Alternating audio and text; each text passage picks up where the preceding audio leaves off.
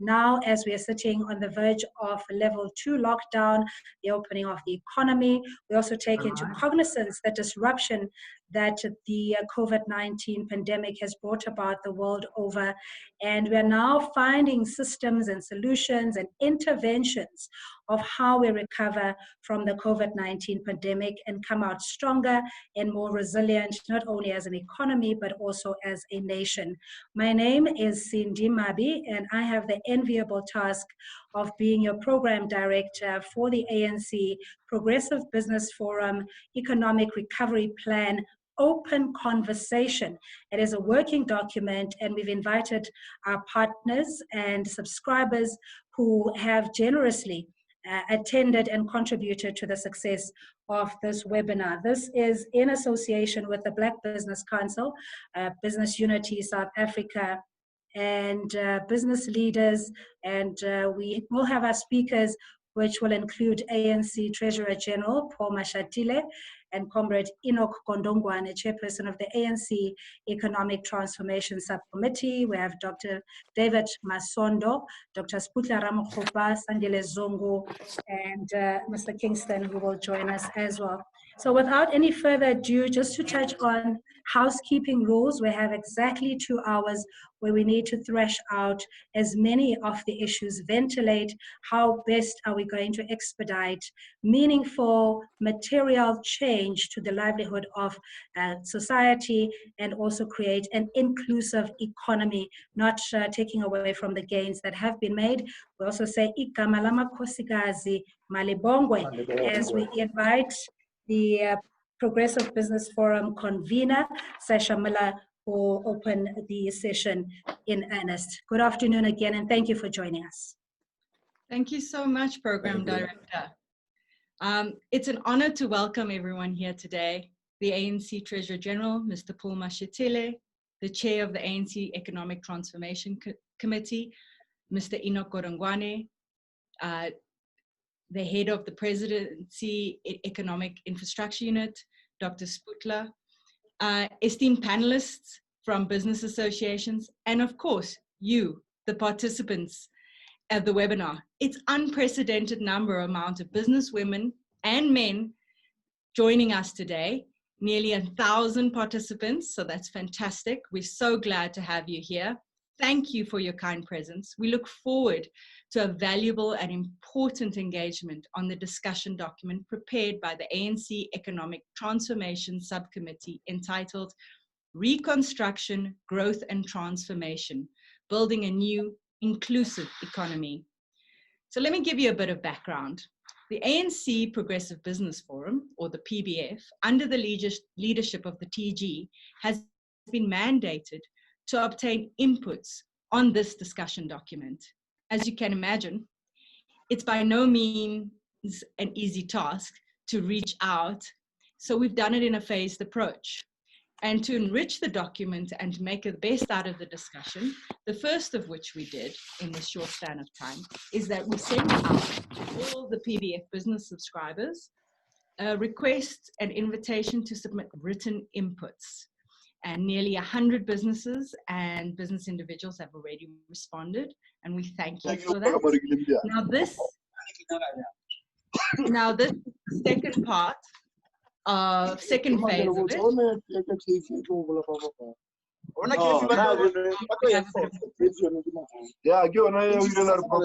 beg your pardon, Madam Convener, I do beg your pardon. If we may just request that participants and subscribers who are joining us to please mute their microphone. I'm trying to see on the screen where that ambience is coming from. I see it's been muted now. If you may just pick up from where you were articulating that this is a working document and the participation that had been invited. So the second phase is this webinar, and it's the first of several to come, to obtain further inputs and to start the engagement process virtually as we are today. Now, we encourage, because we are restricted by the amount of time and the amount of panelists we can reach out, and we had a very limited time in preparing today, we realize that there are many people who would like to further contribute. If you have a look in the chat box, you will see a link. if you would please make written submissions and please engage with us today in the Q&A section. Ask the questions directed at a specific panelist, and we will ensure that it gets answered. Now, we may not get to answer due to time constraints every question here today, but we will endeavor to forward those questions to the required panelists, requisite panelists throughout the day, and we will get back to you with those answers. We've reached out today to business associations, being the Black Business Council, Business Unity for South Africa, as well as Business for South Africa. And we thank them for availing their most senior level of leadership. But of course, fundamental and to the very heart of our economy is the power of women in South Africa. PBF subscribers will know that every year we host a Women in Business event. It's a very powerful event, actually, and we use the opportunity to really celebrate women who contribute to the economy of South Africa. Unfortunately, due to the COVID-19 pandemic, we've been unable to do it this year. But for this very reason, it is our intention to devote an entire webinar to women in business and focusing on the draft economic recovery plan. We look forward to this webinar very much, and we seek to celebrate the role of women in our economy, an economy indeed that cannot function without us. Am I right, Cindy? But we're further going to do more engagements. So because this document is so vitally important, and for this reason, I ask that if you feel that you'd like to contribute and be part of these further engagements, which would be engaging other sectors, skills, other business associations, expertise, and economists, please forward your contact details or make contact with my office. Mrs. Miranda Abrahams-Herben's contact details will also be in the chat box. Reach out to her and please share your comments, and we will be sure to find a way to include you in the further webinars. And by doing this, we will make sure that we build an inclusive economy together. Once again, thank you all for sharing in this first webinar. And I have, as I said earlier, engagement around this draft plan is a process, and we need to look forward to making this engagement fruitful and valuable. Thank you. Thank you so much, Madam Convener, for the opening remarks, and we do invite participation on our social media pages. As Sasha alluded to, we oversubscribed and we thank you for your time, but you're welcome to join in the discussion as we progress. I love the way how you keep to time. You know, they say women, sometimes we use, our vocabulary has at least over 3,000 more words than what men do. Case in point, we are more doers than what we are talkers. So, gentlemen, allow us to also thank you for the support and primarily policies that have been formed. We know that the President had spoken about the 40% set aside for women businesses. We know when you fund a woman, you fund a nation, you educate a woman, you educate the nation. So we do thank you for your support. So without any further ado, allow me to also introduce and welcome the ANC Treasurer General, Paul Mashatile, who will then make his opening remarks. TG, with all due respect, respectfully, I do just gently suggest that there's a 5-minute time constraint, just for your own observation. If you like, use it, don't use it. You have 5 minutes. Welcome. Okay, thank you very much, Cindy, Program Director. Let me also extend my greetings to Comrade Enoch Godongwana, the Chairperson of the ETC of the ANC. I don't see him, I'm sure he's here. Ms. Sasha Müller, our Convenor of PBF. I also want to really warmly welcome all our panelists.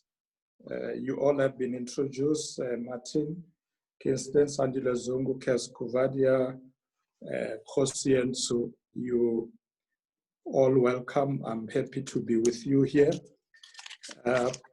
Let me thank all of you for joining us this afternoon, and those who will be linking to this discussion on reconstruction, growth, and transformation, building a new inclusive society. Allow me to thank the ETC of the ANC, led by Comrade Enoch Godongwana, for the sterling work that they have been doing at the committee to come up with this plan. Let me also acknowledge the many contributions that they have received once they publish this document, because it will help shape the future of our country. So we are very happy with all those contributions that have been made up to so far. Our approach as the ANC on this matter, Program Director, is that we really need all hands on deck as we craft and implement a plan for the recovery and reconstruction of the South African economy, because none of us acting alone can actually respond to the challenges we face.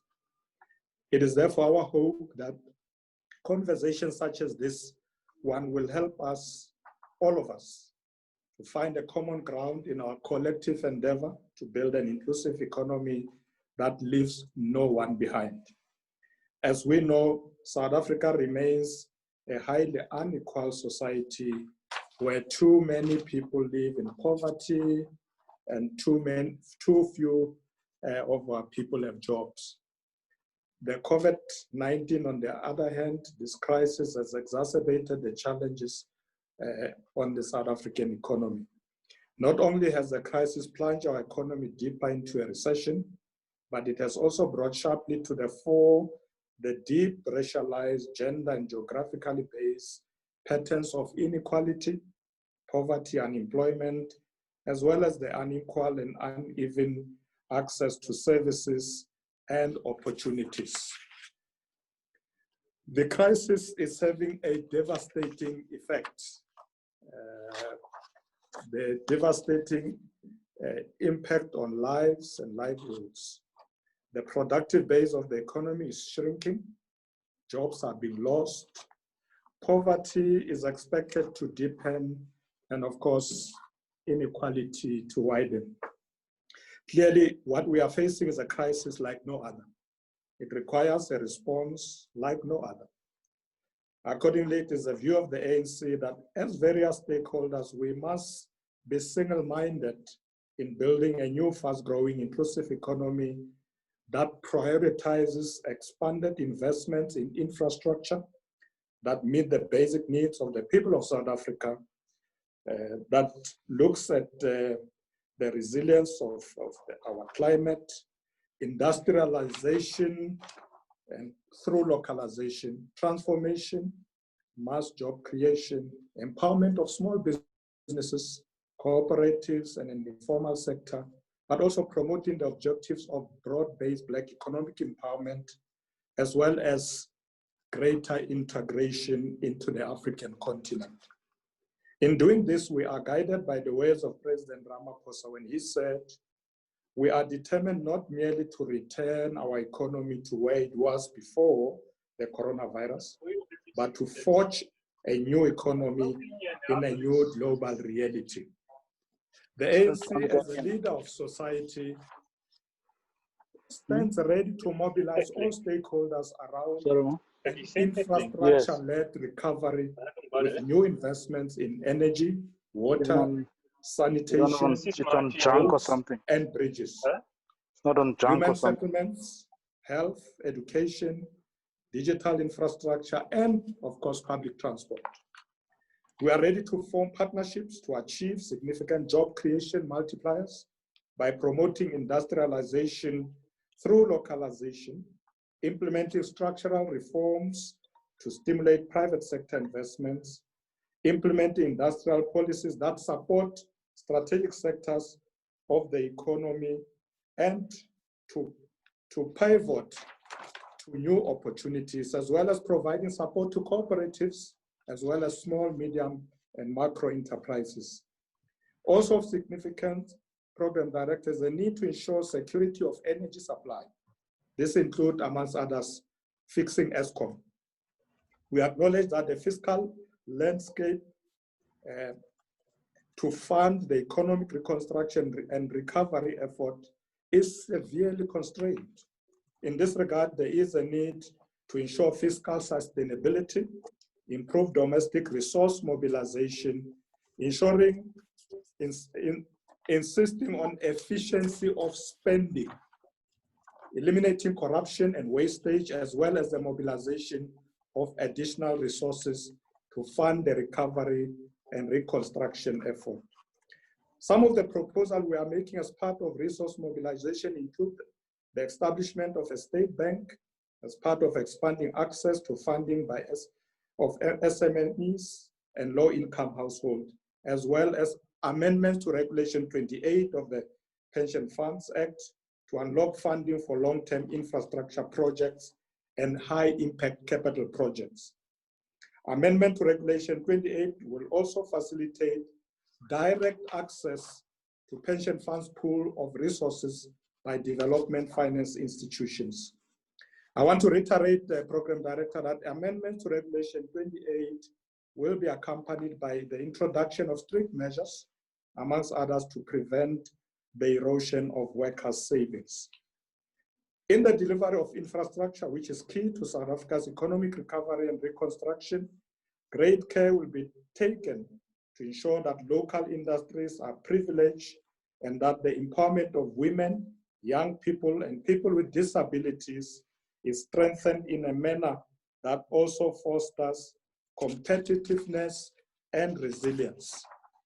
Attention will also be paid to improving the state technical and financial engineering capabilities to fast-track the delivery of infrastructure projects. Network industries will be prioritized for infrastructure investments. Equally, ongoing maintenance of existing infrastructure will receive priority.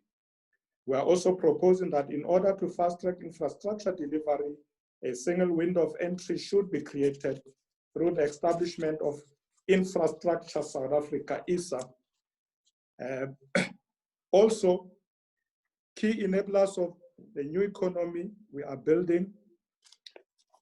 Ladies and gentlemen, this conversation we are engaging in today is part of the social dialogue that we are engaged in to ensure that we address this new recovery. We want to ensure that social compacting is necessary to set our economy on a new and sustainable growth trajectory. As we engage in this process, short-term tactical compromises will be required from all of us in order to achieve long-term strategic goals and objectives.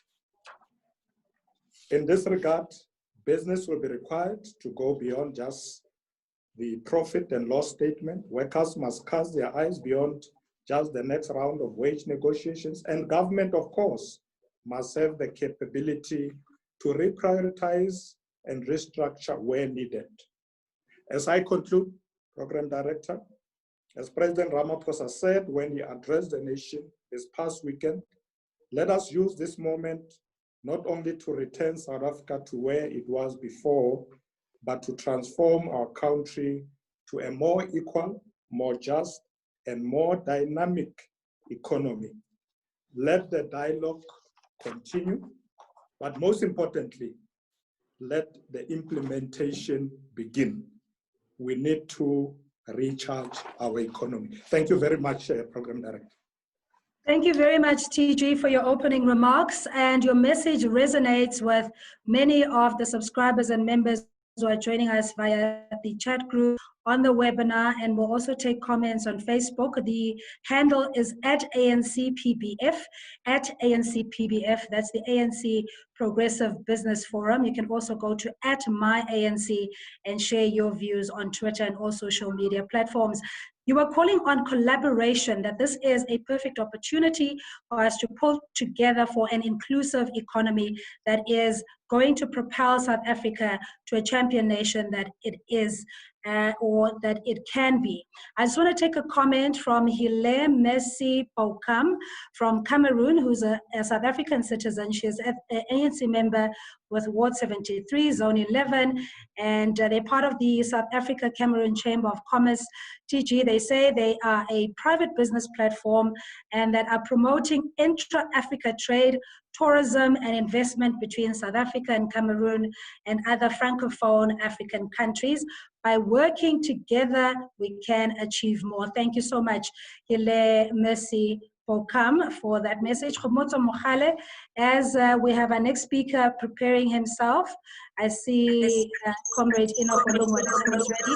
Let me quickly just take this comment from one of our subscribers. Khomotso Mohale says, good afternoon. They're representing South African Maritime Business Forum, the unifying voice of maritime industry. They are founded for implementing the comprehensive maritime business policy led by the National Department of Transport. Thank you. So we'll take these comments as we go along from our various business representatives, SMEs, and corporates, champions of industry, and captains of industry, and the broader society. So thank you again.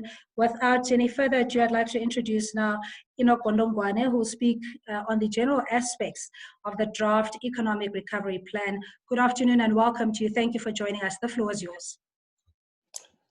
Thank you very much, Program Director. TG and colleagues from the ANC and business people who have attended this webinar. The first thing I want to say is one of the things we grappled with in drafting this document is whether we should look at a new policy framework or what we should do. We have a lot of documents from the Ready to Govern, RDP, ASGISA, everything you can think of. We've got a lot of policy documents. It's our view that this is not a new policy document, but a set of interventions that we think could be done. In that respect, we're not reinventing the wheel, we're borrowing on the existing documents. Having said that, what is our guiding approach on this matter? We posed the question, what are the fault lines which have been revealed by the COVID-19? Among other things is that most of our people, particularly in rural and our townships, cannot observe the protocols. And the reason why they cannot observe the protocols is precisely because of the legacy of underdevelopment in those areas. And we then said that should be our guiding framework. And the key aspect indeed as part of the intervention is the infrastructure development in these areas. And therefore we listed infrastructure, I'm going to come back to that in a moment, as a key area of focus. And secondly, we then said, one of the key areas the state must do, it must be preoccupied about how to coordinate and mobilize society around this common vision. We'll conclude with that in a moment. We then said, let's go via the infrastructure route and privilege the infrastructure. That doesn't mean other sectors are not going to come in. We'll deal with that in a moment. I'm just kind of within the few minutes available to me. That's the key. Dr. Ramokgopa will deal with the detail of that. The new nuance which has emerged in this document from an ideological perspective of the ANC, we've managed to agree on taking the triple Ps and build, operate, and transfers. That is a new thinking within the ANC. We have also said on the electricity dimensioning, things which are critical for growth. One of the key constraints to growth in this economy has been the electricity shortages. Our argument is that we spent the last 12 years debating on how to fix ESCOM, and then we've had shortages for 12 years. Our view is that the focus must be, our direction of travel now must be towards making sure that the security of supply. Then the whole range of interventions we're talking about, including spectrum, which I think there's agreement between us and business on those things. The one other area where I'm not going to go into the sectoral areas, I'll deal with them in the form of questions.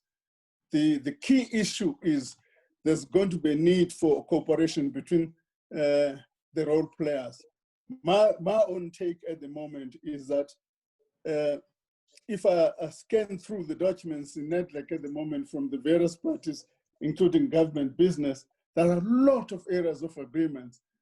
For me, it would be important that we don't wait for agreeing on every detail.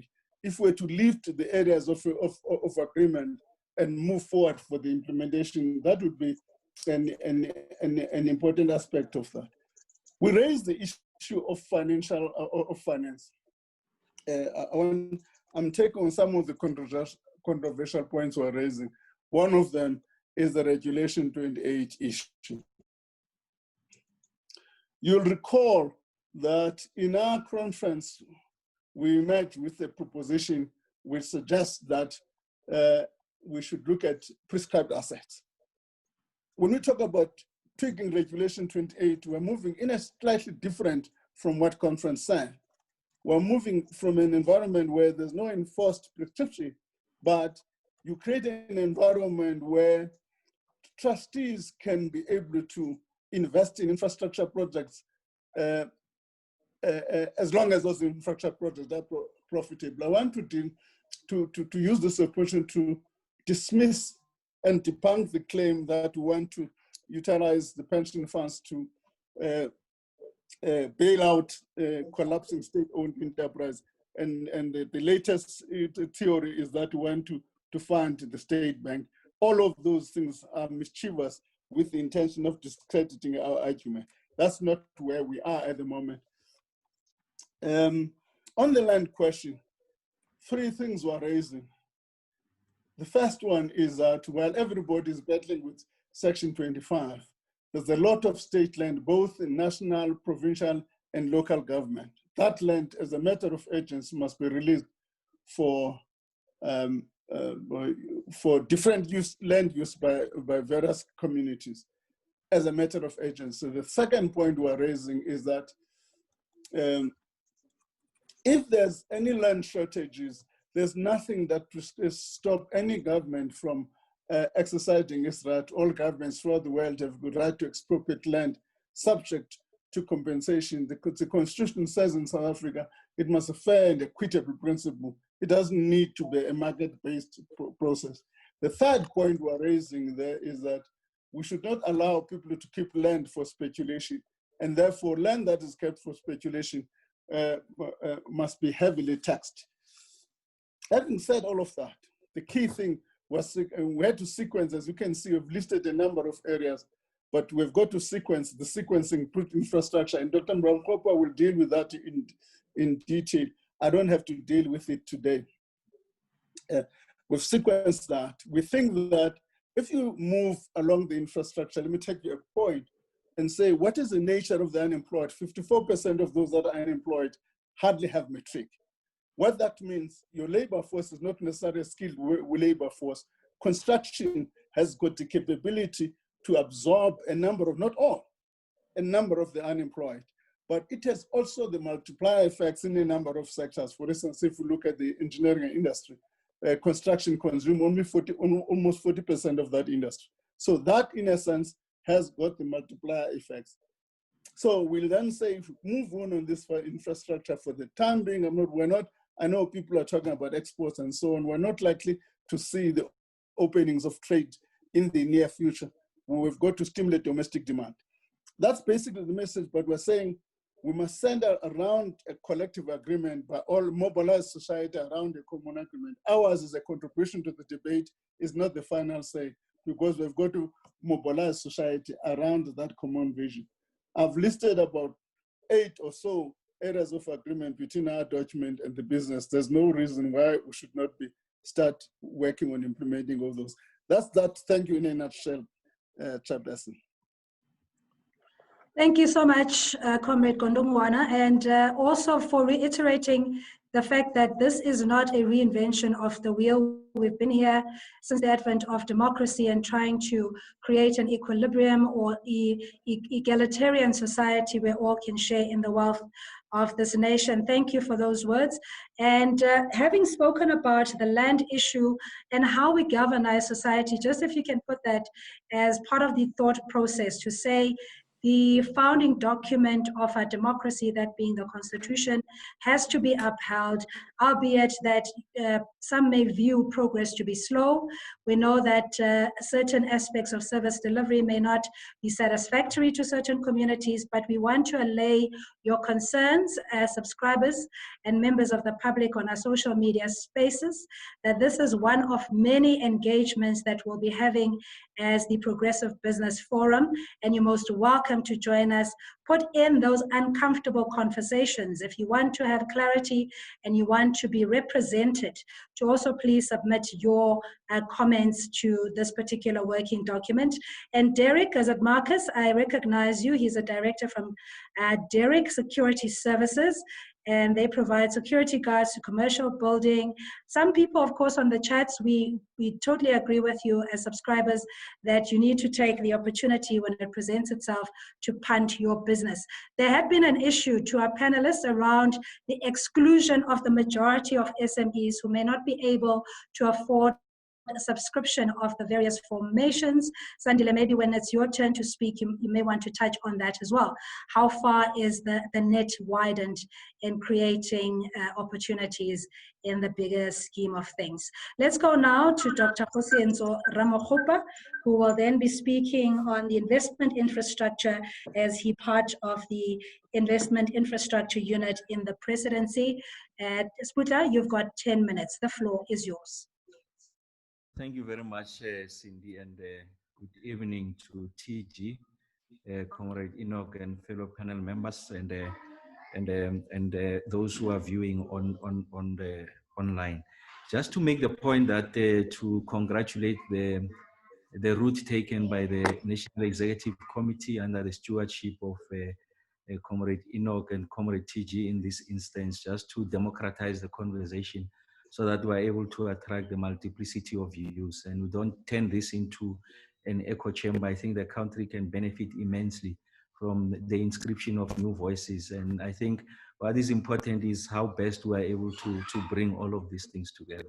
And also just the title of the paper explains both our understanding of the nature of the problem that is confronting us, but also the intention going forward. I think there's just a general admission that the economy has been decimated, the fiscal matrix has deteriorated significantly, debt to GDP and also revenue projections have been projected to go downwards, to go south. And I think all of these things requires a new approach. And also to say that going forward, you need labor absorbing growth, but as you do that, you need to ensure that you transform the economy.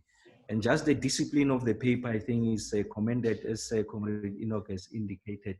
I think the intention is not to come with a new document. I mean, if you see at the general framing of the document, it just restates ANC historic positions, but also begins to accommodate what are the nuances that have been brought about as a result of our relegation to sub-investment grade, and also the devastating impact of the pandemic. So I think it's important because I think there is a policy fatigue. What we need to do as a TG has guided is to ensure that we perfect the art of implementation. I think is an area that requires collective attention, and I think part of it derives from the inability of the state to execute and prosecute these responsibilities. And this is as a result of both objective and subjective considerations. And this requires a serious effort. I think there's a need to ensure that you professionalize, you have a professional and meritocratic bureaucracy that is going to allow you to execute a lot of these things that are before us. And I think what the paper does is to begin to foreground the areas that requires attention and leaves the detail to government. And I think in the true discipline of an ANC paper, it does that, doesn't go to the detail, but speaks in general about the areas of attention. I think that as I emphasize, focus on the infrastructure space, just to say for me, there are key emerging themes. If you look at the ANC paper, and I've also taken time to look at the work done by business for South Africa, and a combination of both BUSA and BBC as part of their contribution the conversations around the recovery effort. And I agree with Comrade Enoch that there's points of convergence, points of intersection, and I think we must exploit that opportunity. If there's one silver lining that comes with the devastation of the pandemic, it's just a sudden realization that private sector and public sector must coexist and must be involved in an exercise of co-creation. So there are 4 themes that I think are beginning to emerge. The first one, as Comrade Enoch has indicated, and TG, is around improved infrastructure investment and delivery. I'll expand a bit on that. And there's a need for mass employment interventions, because I think there's an admission that the economy has hemorrhaged jobs. If you look at the trend line with regards to the structure of the South African economy, you can see that there's been high levels of tertiarization of the economy, deindustrialization, and that has resulted in high levels of unemployment. And then there's a need for a degree of localization, industrialization, and Africa integration. So localization, because we think that on the back of an aggressive public sector-led build program, you must be able to impose, if you like, set aside designations. And then on the back of that, you are able to broaden the manufacturing or industrial base, and then use that, if you like, to be a springboard for you to take advantage of the Africa continental free trade area. So we don't see the market as the domestic market, the 58 million, but the 1 billion plus on the continent. And I think that's going to help us to broaden, or if you like, improve the South African economy. And then the 4th area, a key theme that is beginning to emerge, is the issues around the need for a green and just transition. I mean, part of the work that ESCOM is doing. So the TG talks about, if you like, the downside risks. So as the economy begins to come out of this very difficult period, I mean, there must be reliability with regards to energy supply. And Comrade Enoch makes a valid point that there's a need for us to accelerate the implementation of the integrated resource plan. So you don't have to rethink new ideas. They already exist. All you need to do is to bolster the state capacity to implement. Let me say the following around infrastructure. So what the document does is to identify the network industries as the primary drivers of this recovery effort. And in network industries, we're talking energy, transport, water, in ICT infrastructure. And the choice of this is because of their superior multiplier effect, if you like, labor elasticity.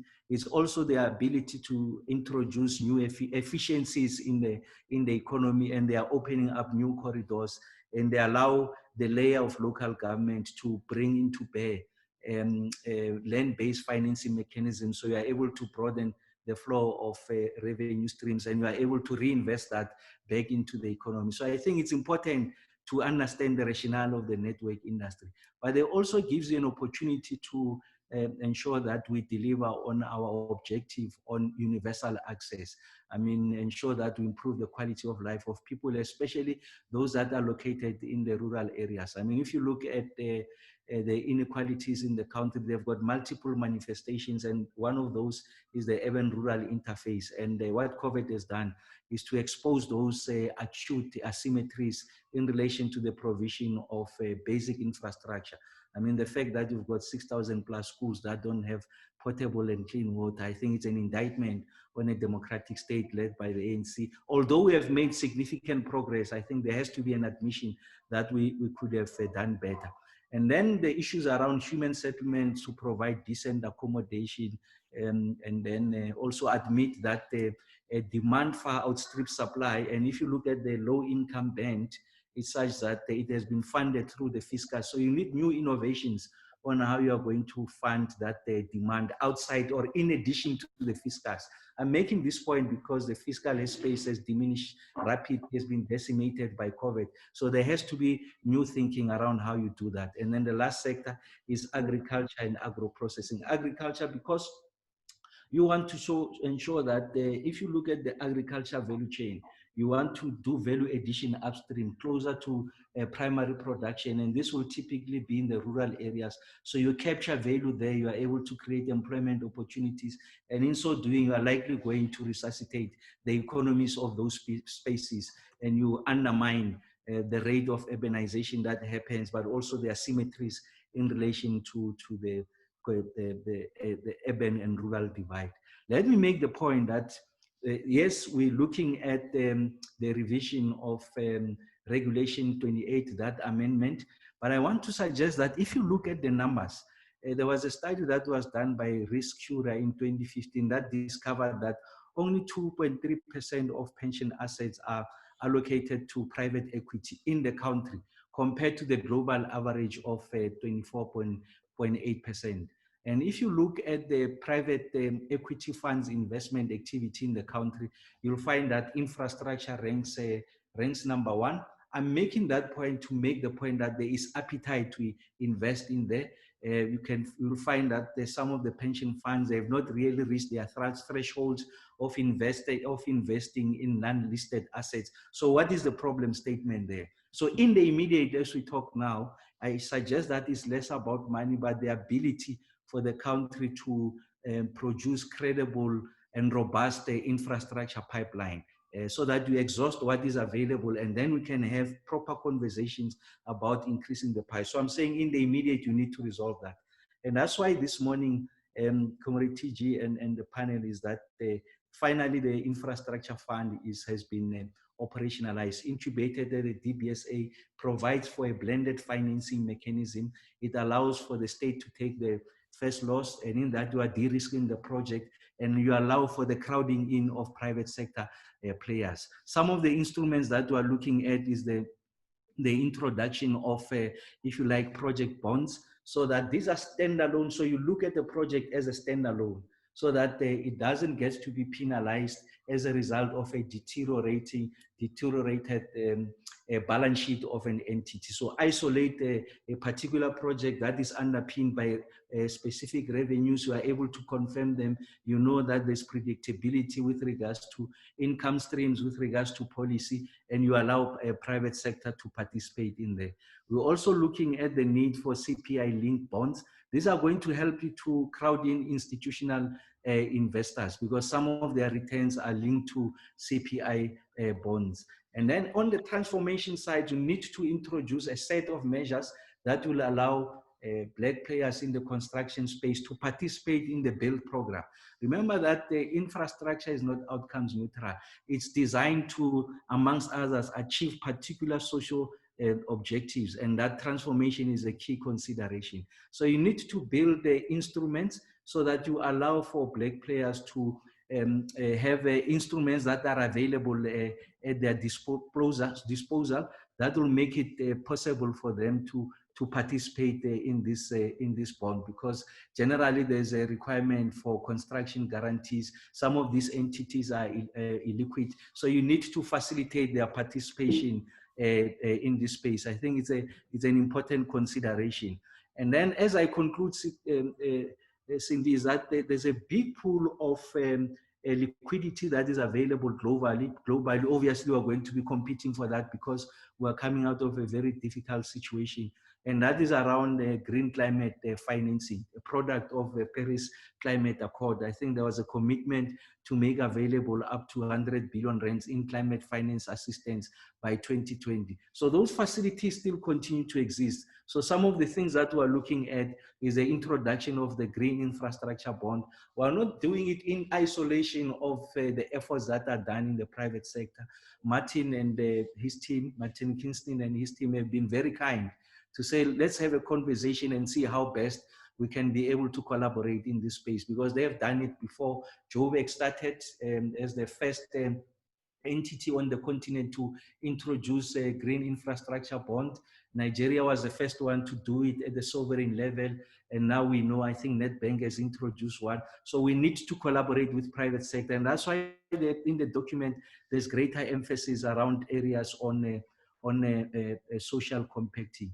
And just in conclusion, Sindy, so the facilities are available, liquidity is there. I have mentioned that only 2.3% is allocated to private equity. So essentially what I'm saying is that the money is there.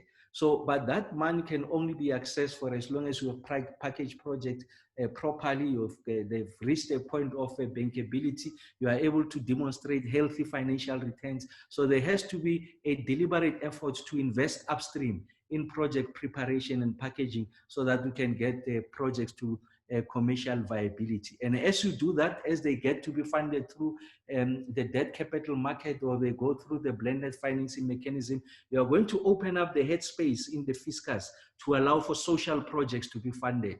Because we know we're transitioning to the NHI, there's a need for us to eliminate all the mud schools. There's a need for us to ensure that there's a universal access. And I'm glad that the document begins to make those points. Focus on infrastructure, but in addition, the financing of that infrastructure, look at the capacity of the state to deliver, and also look at the necessary reforms that are required to give effect to this effort. I'll leave it there, Sindy. Thanks.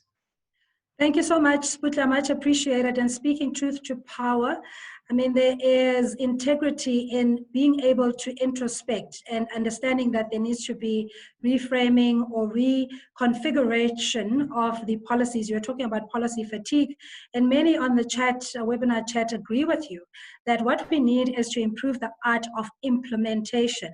And it's not from lack of trying, but I think where there's lack of continuity, it essentially means that whatever gains have been made are then negated by virtue of not being able to capitalize on what has been in place. So that's a comment from Norman Maishe, who says, Kgosientso, Ramokgopa, let's improve the art of implementation, which is, to me, the weakest link in government.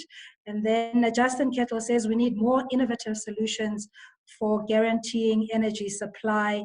And I see many of you are also posting your company profiles. There is a questionnaire on the website where you can then put your robust and hugely competitive company with your company credentials for ease of compilation. I just quickly, as you, Mr. Martin Kingston, as you get yourself ready, I just quickly want to make this announcement for housekeeping purposes. And I understand that there is interest in this particular engagement, but we are oversubscribed, and all the feedback will be taken into consideration where we collate and compile a working document which will be shared with the Economic Transformation Committee. And after that process is concluded, the document will be made public. At the moment, we're standing at 1,000 participants, and we've reached our threshold on the Zoom platform, and we've extended it now on Facebook. Join us there on at ANC PBF, at ANC PBF. Thank you so much for your patience and contribution as well. We'll go to the chairperson of Business for South Africa, Mr. Kingston. You have 10 minutes. Thank you. Thank you very much, Sindy, and thank you to my fellow panelists, in particular, Comrade TG, Enoch, Sputla, and indeed Cass and Sandile as the sponsors of Business for South Africa. Of course, it's a COVID-19 specific virtual platform that we assembled specifically to combat the health, labor market, and critically economic ramifications of COVID-19. Some 6 weeks ago, our economic regime, coincidentally on the self-same day that Enoch, the ANC, used. Coincidentally, actually, as Enoch has said, there's a high level of alignment between the two, and I'm sure in the course of today we should tease out some of those areas of common purpose, but also areas where there are differences. By the same token, we've worked extremely closely with Dr. Ramokgopa, with Sputla and his team at the IIO to ensure that we can focus on infrastructure as an absolutely key foundation stone of the economic recovery strategy. I think it's probably there where we should start, although I will highlight some areas of convergence and alignment and also misalignment with the ANC document. I think the first is that we have been very good as a country at talking and very bad as a country at deciding and then implementing, and implementing efficiently. That actually goes to the heart of infrastructure. Our track record in terms of bringing on board infrastructure on time, to specification, and within budget, frankly, has left much to be desired. And we're now in a set of circumstances where, as a consequence of COVID-19, we're going to see contraction of the economy we anticipate this fiscal year of at least 10%. We think it'll take us 3 years, if we take the right decisions, to revert to pre-COVID-19 levels of real GDP, with very significant, catastrophic, I would argue, reductions in employment, probably another 1.5 million on top of the 2 million we've already seen lost this year, being forfeited to unemployment. So seeing broad unemployment creeping above 50%, we can't afford the levels we already had, let alone such appalling levels of unemployment.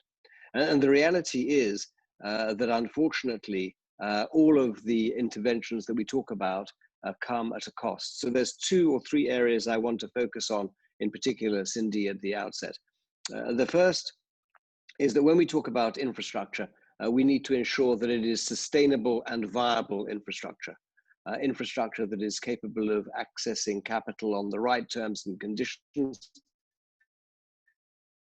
domestically and internationally, and that it can make an immediate contribution by harnessing the resources of all members of civil society. I'll elaborate upon that in a moment. And infrastructure, in our opinion, is not just infrastructure that's sponsored by the public or the private sector, but in particular, we're going to have to look carefully at those network industries which fall into the state-owned enterprises.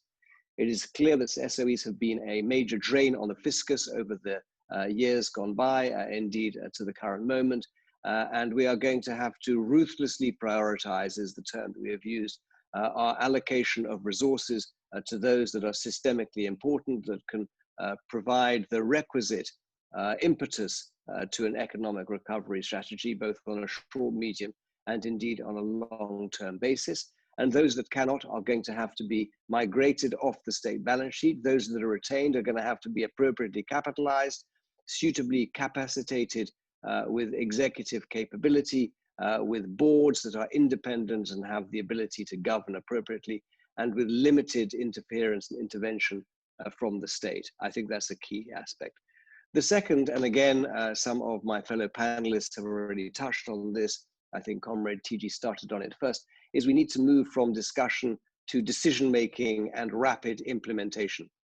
And to implement these initiatives, we need to harness the resources, not just of the state, but the resources of all actors from civil society.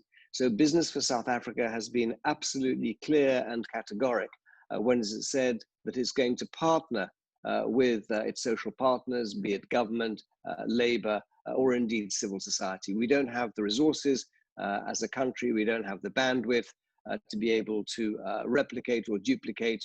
We need to ensure that we can leverage the capabilities that exist. The third is this issue of replication, duplication, the reinvention of the wheel. I think as a country, we are probably leading global experts in this particular discipline. We can no longer reinvent the wheel.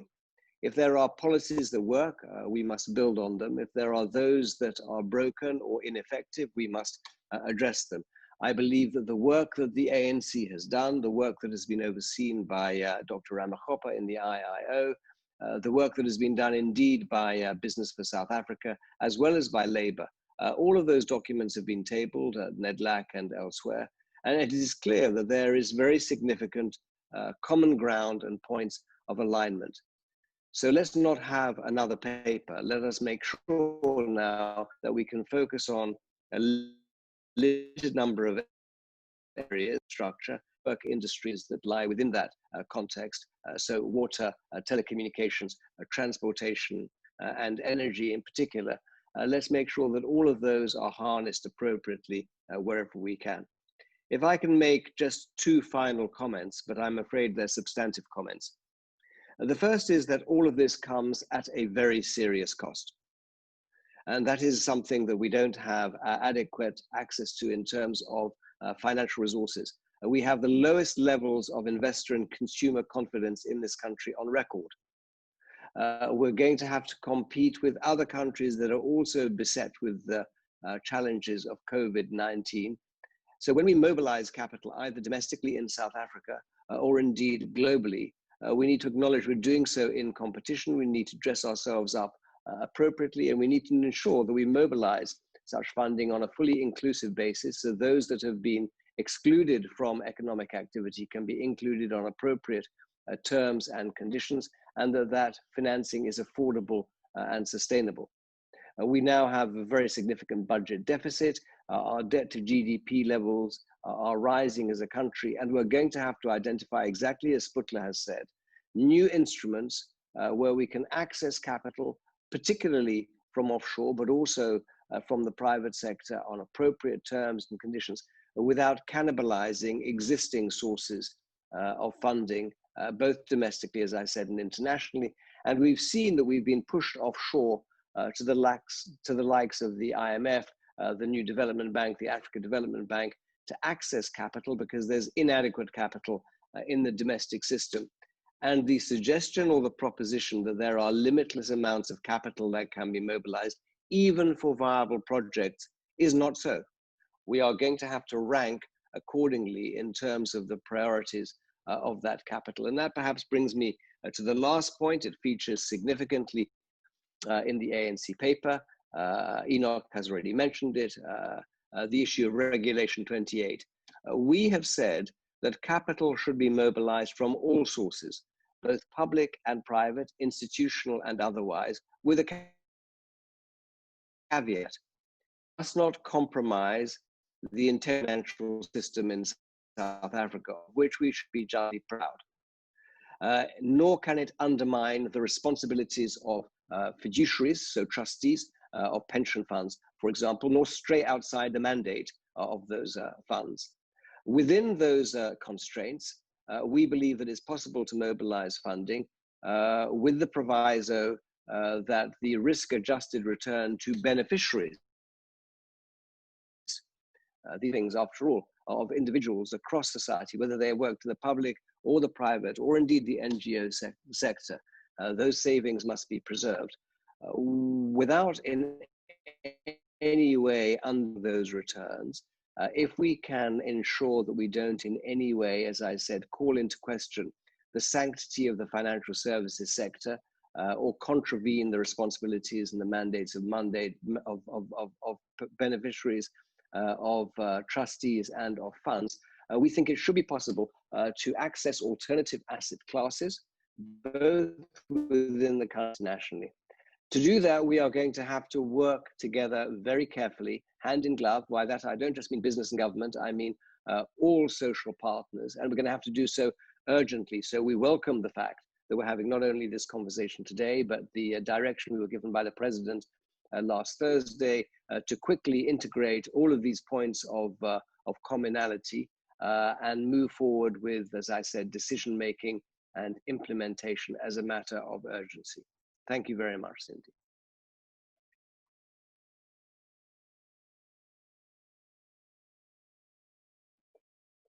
You're on mute, Sindy. You see, this is when technology humbles you, when you're the host and you've done your technical rehearsals and there you are. You stumble. Thanks, Martin, for that observation.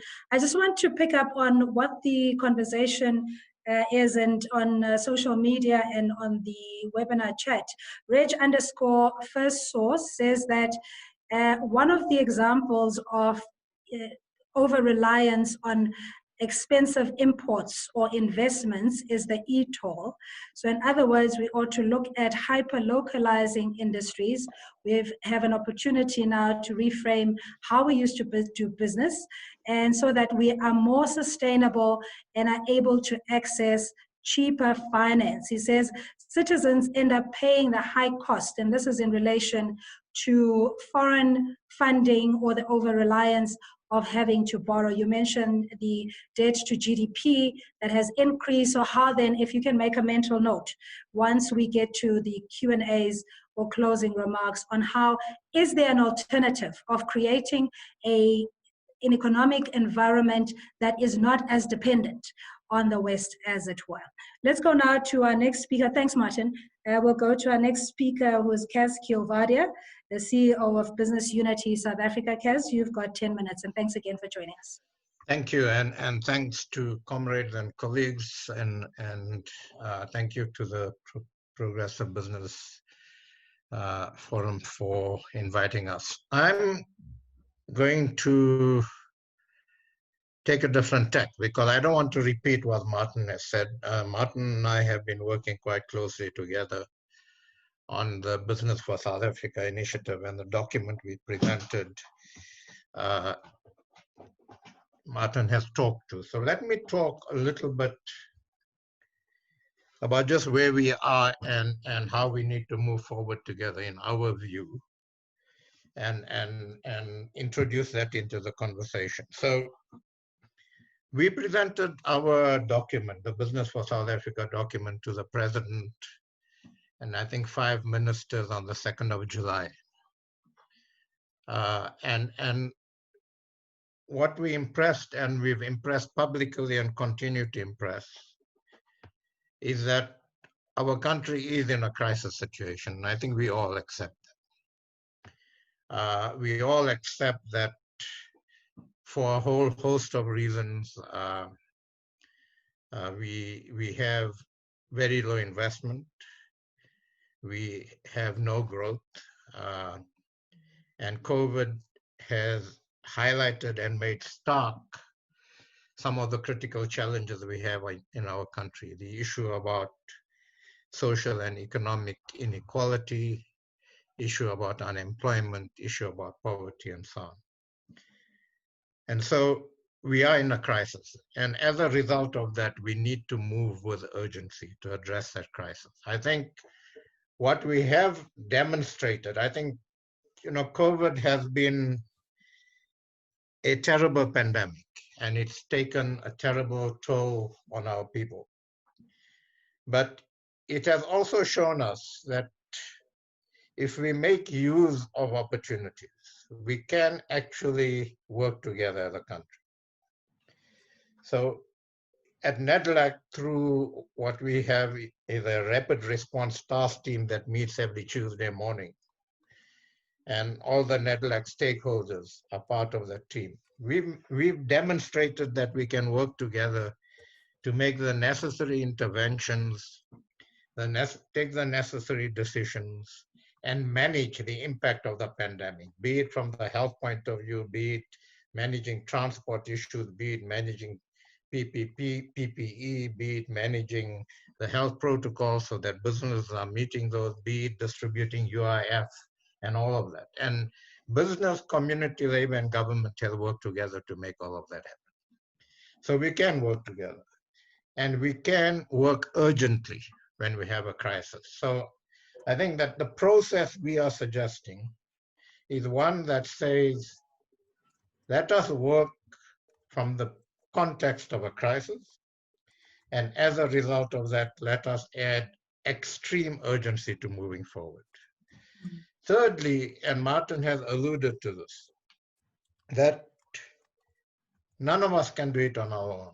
If business thinks business can do this on its own, can begin to bring about economic recovery, can begin to bring about growth and investment, we can't. Government can't on its own, nor can the other stakeholders. So the partnership is critical. And in that partnership, we've all identified that in the documents that have been put on the table, there are significant amounts of agreements. And I think it was Enoch who said that let's use those agreements, and on the basis of those agreements, let's move forward and let's start implementing, and let's not get caught up in the differences. And we agree with that. So the process that Martin talked to, where the president last week, Thursday at NEDLAC, essentially gave us our marching orders, put together a small team of the critical stakeholders, look at the documents on the table, unpack them, identify the areas of agreement and how we can move on those, and then negotiate how we actually deal with the differences. Now, I don't want to pretend that that's an easy process, but I think that at least a small team getting together at the senior level gives us the opportunity to seriously and substantively engage on the documents, and seriously and substantively get out of our comfort zones, identify what trade-offs need to be made, what compromises need to be made, and present to the president an economic restructuring strategy for our country. And so I think that I just wanted to talk about that process and talk about the need for urgency, the need for us to get out of our comfort zone, and the need for us to cooperate. Let me then just finish by, I think a number of us have in the last few weeks commented on this and recognized this as another elephant in the room that we need to deal with again in partnership and deal with decisively. And that's the corruption that we've seen rearing its head, even during the COVID crisis. And we all agree, everybody on the seminar agrees that it is something we have to weed out of our society, and we need to work together to urgently address that. Otherwise, all the progress we made, all the progress we make begins to be undermined by that corruption. And so I think that as social partners, as leaders, we need to be absolutely clear we will not tolerate such action, we will not tolerate such looting, and we will all act against any of our partners, any of our members who are actually involved in that. And so I think all of this is a package that we need to start working on urgently. We need to get ourselves out of this crisis. It's going to be a long, hard road to recovery, but I think we can do that, provided we identify where we are and how we need to move forward with urgency as a country. Let me leave it at that. All right, thanks so much, Cass. And you touched on something that's very important, as you're saying, it's very glaring, seems to be a perennial problem just in terms of governance. And when it comes to public procurement of services and goods, there's a comment here that says perhaps we should do away with the tender process where the state will insource its procurement. I'm not sure if that is something that is feasible or whether it would take another cumbersome process to get to that point. But you're quite correct. It doesn't inspire confidence that public funds seem to just be looted and exploited willy-nilly with impunity and no consequences. So that is a sentiment that's also reflected on social media. Thanks for those remarks. We go now to our speaker, Sandile Zungu, who is the president of the Black Business Council. You have 10 minutes, and thanks again for your participation. Over to you, Mr. Zungu. Thank you very much, Cindy. Thanks for having me here. And I must really thank the organizers of this session for seeing it fit to invite the voice of Black business. You know, I'm participating in this as a leader of the Black Business Council, but at heart, I am ANC. And therefore, when one talks with frankness, it must be seen for what it is. It's you know, tough love by someone who wants his organization to grow from strength to continue to be the influencer of societal transformation that it historically has been. What are we developing a document for? Yet another document. When effectively we just 2 years past the last elections, when we developed yet another document in the form of an election manifesto. And a few years earlier at Nazareth, we adopted yet another document which was prefaced by a policy conference. I'm asking this a question simply because the answer is very simple. We have a crisis that is in the way. But what does a crisis do? It does not make the documents that I've referred to irrelevant. But what the crisis really do, it creates a new opportunity for us to redesign our future, knowing that the circumstances have changed almost fundamentally. Someone once said, must never allow a crisis to go to waste. So when one looks at the document that we are discussing, in my opinion, very humble opinion, it pretends like nothing has changed. And yes, it talks to COVID having sharpened the divide and sharpened the contradictions and deepened the crisis of unemployment and inequality. Yes, we know that because we emerge from an environment of stratospheric unemployment. It's just going to be made worse now. Prior to the COVID-19 crisis, we're in a path towards sovereign credit rating downgrade, which is now a reality. We're in junk status. We're in a crisis of not only poor economic growth, but actually recession. We are deep in recession. We're in an environment where there was a marginalization of SMMEs.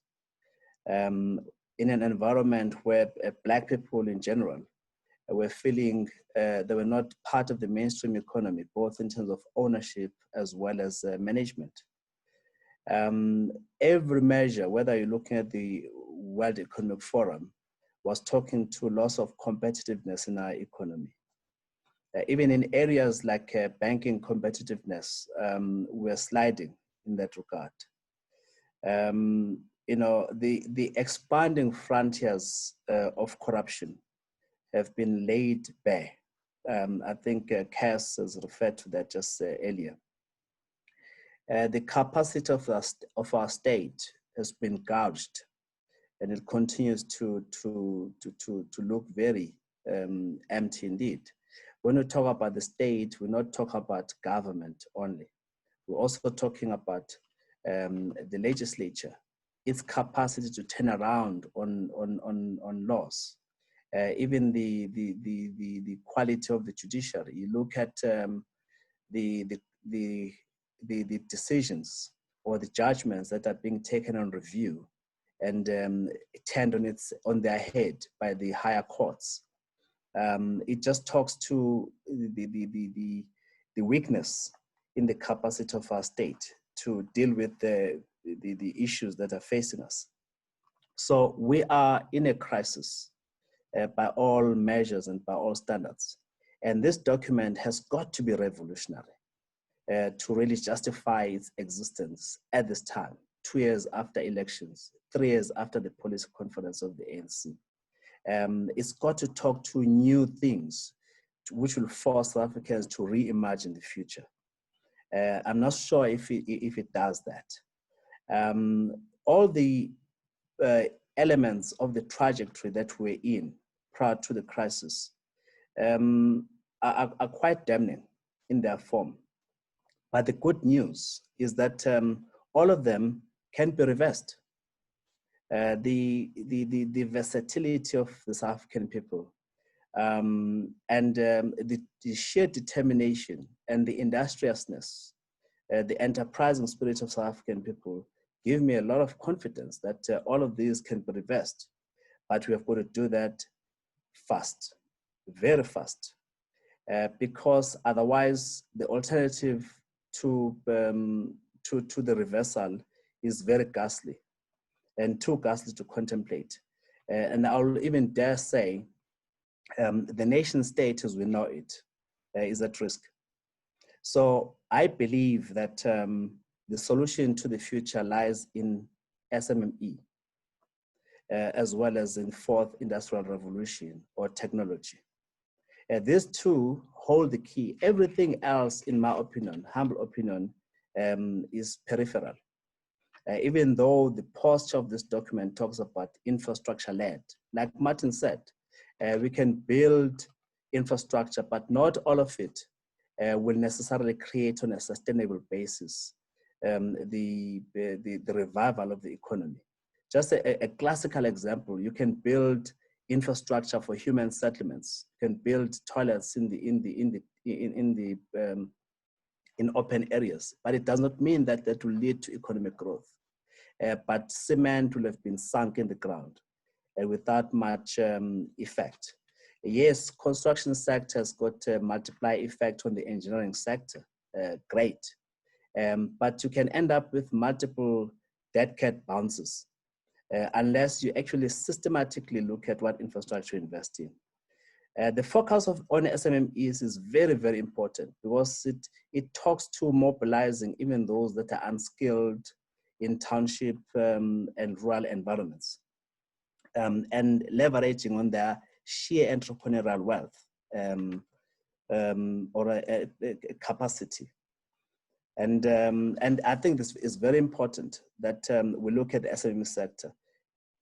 If you look at the colonial and apartheid patterns of economic structure in this country, they've tended to glorify what I call jumboism, where big is better and small is frowned upon. Yet evidence suggests that if we're going to talk about sustainable employment creation, SMEs hold the key. If we're going to talk about small add-ons, but will all contribute towards economic growth in the long term, the multiple SMEs have got to play a part. And so I believe that SMEs have got to. Now we've got to confront a very important issue of set-asides. Most SMEs in the townships feel marginalized and left out. Why? Because our organization has allowed the SME space in the townships to be dominated by foreign nationals. And when this issue has got to be tackled on, unfortunately, it has tended to be mired in what one calls xenophobic forms. But it can be tackled in a very matured and a very systematic way, such that the people who are left in the lowest rungs of society can feel they have a role to play in rebuilding their economy. The issue of localization needs to come out very, very strong.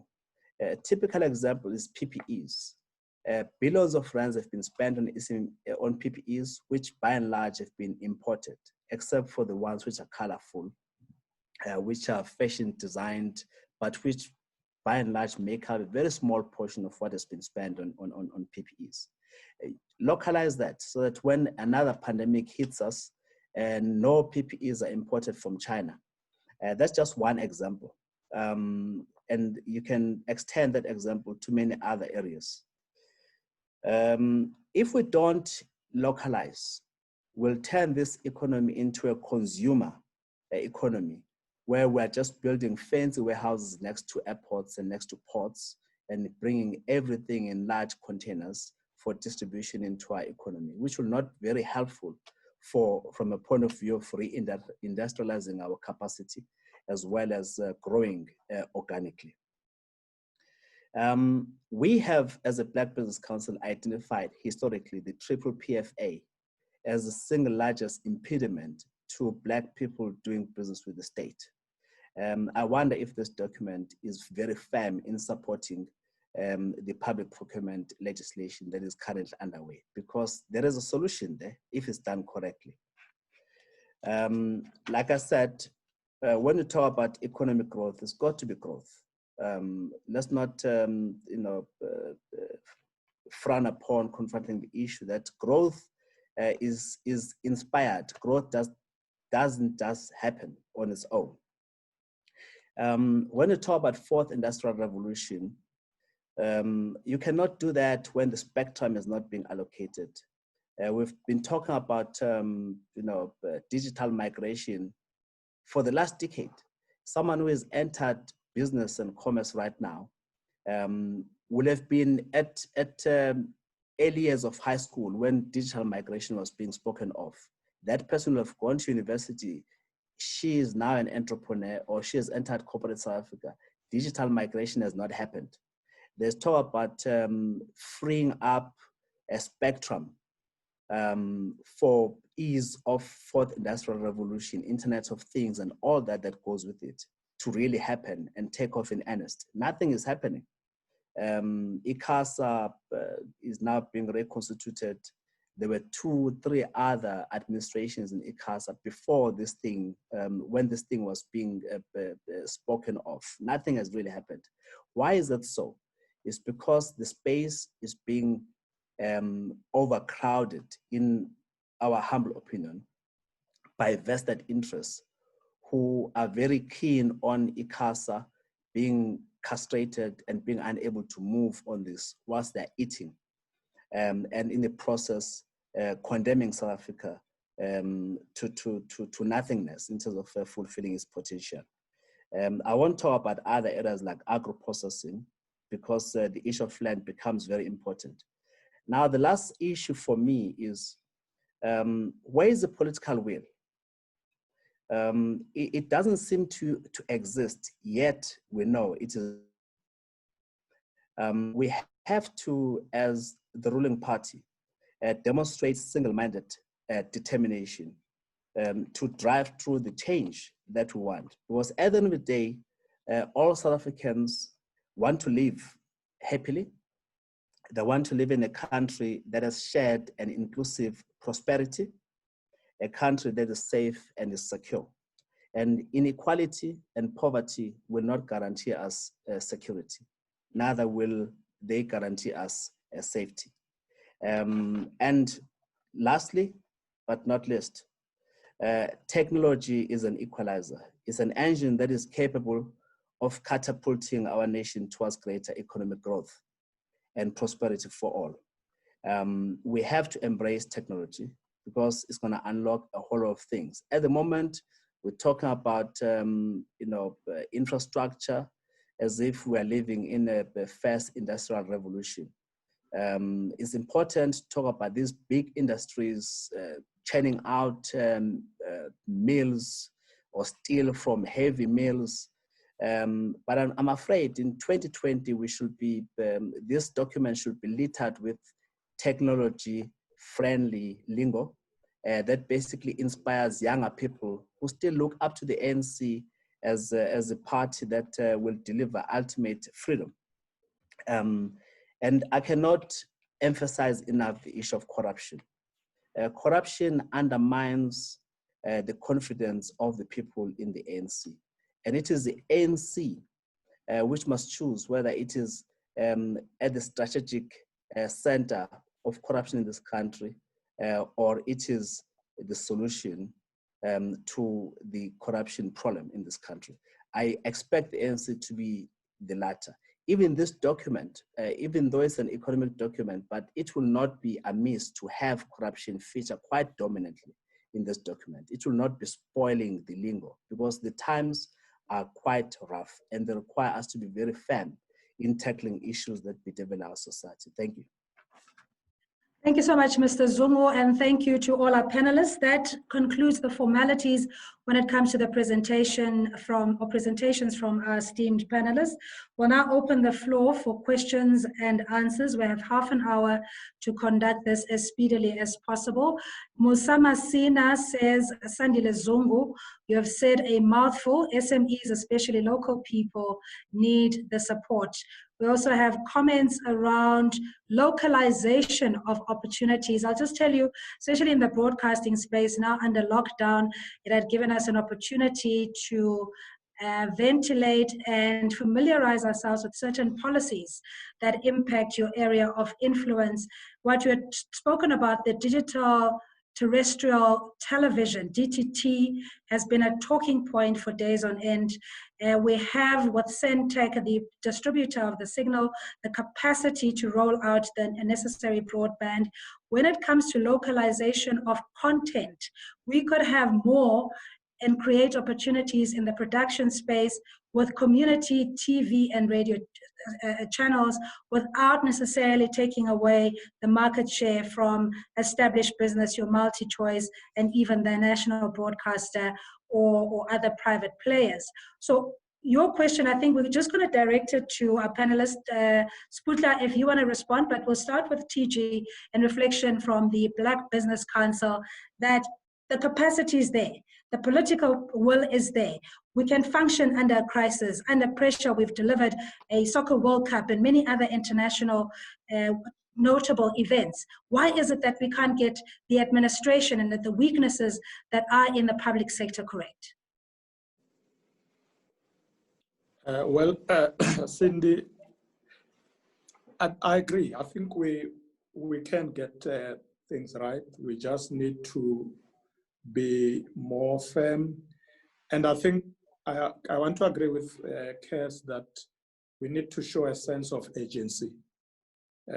Because sometimes, you know, those of us who have worked with government, we know that the bureaucracy can be very slow. you need to prepare memorandum for everything that goes to all levels of the civil service and so on. So the sense of agency is important. The firmness is important because we've got the policies. Even with this document, I think what Comrade Enoch and the team are doing is really to try and put in some new elements, building on the foundation we had. So I agree, Cindy. I think the government must just be more firmer, show more sense of agency, and get things done. And I appreciate that commitment, but if we can go to you, Mr. Godongwana, that yes, this is a working document, but we've already spoken about the paralysis that of being, focused on policy that is either collecting dust or from time to time we have to reframe and reposition as the economic recovery plan is attempting to do. There are low-hanging fruit. There are certain areas where you simply have to replicate the pockets of excellence that exist and also get rid of the perennial problems around corruption or even the loopholes that may exist where people are then either tempted or exploit those particular shortcomings.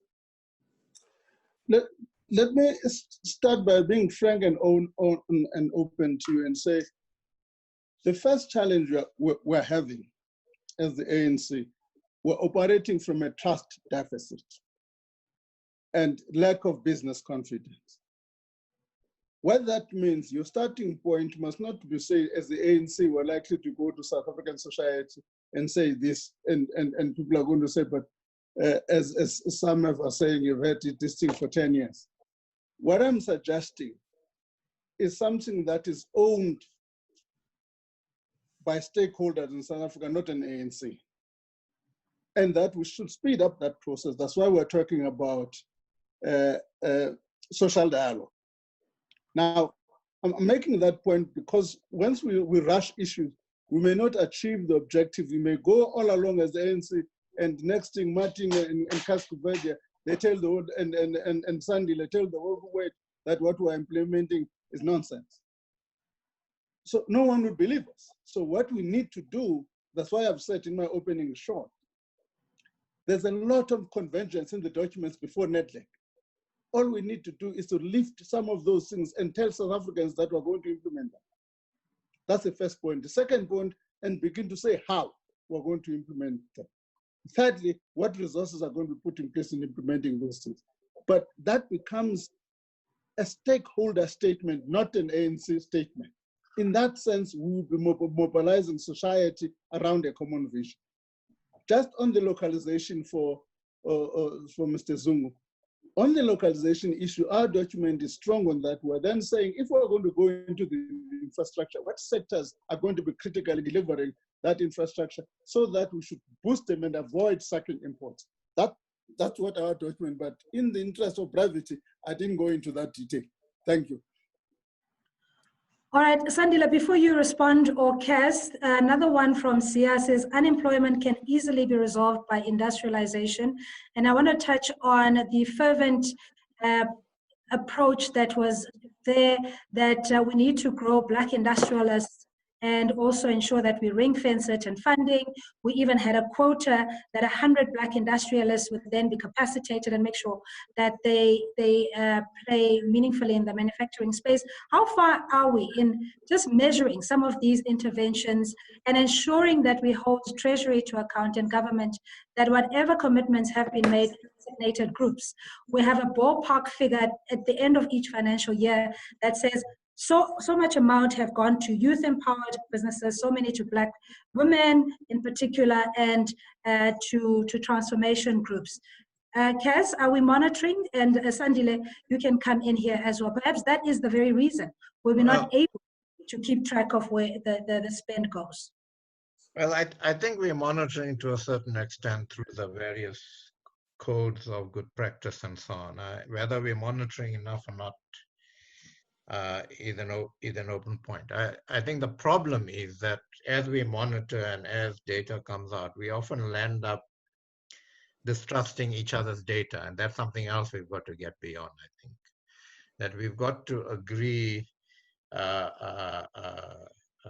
criteria for how we actually pull data together, who pulled it together, and then all agree and accept the data that comes out. But I think it is being, I certainly know that in my previous role as MD of the Banking Association, in both through the Transformation Charter Council and the industry's own transformation report, some tracking was done and reported on.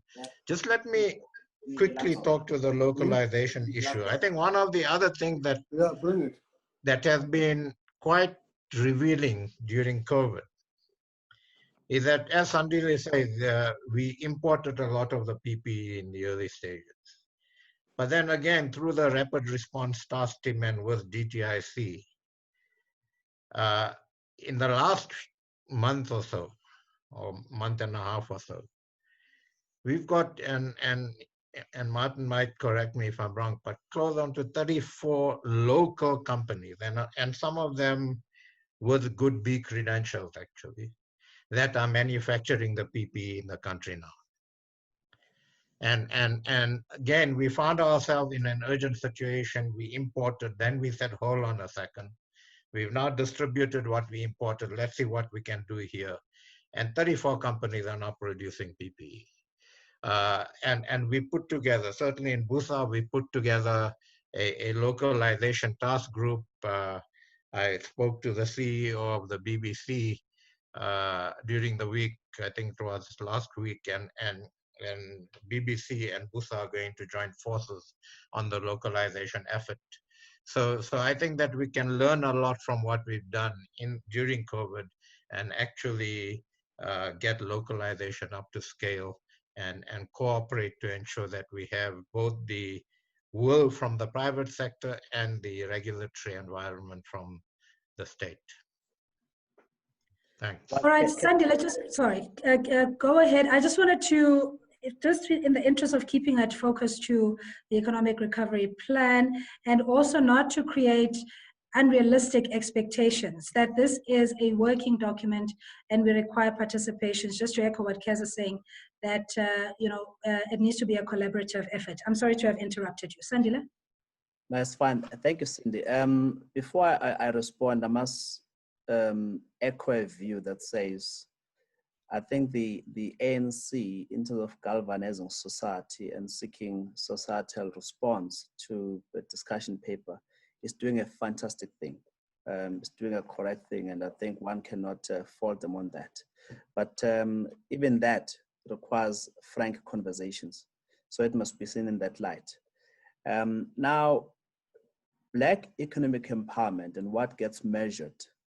I can tell you that in our constituency, there's generally a loss of confidence in what is called broad-based Black economic empowerment.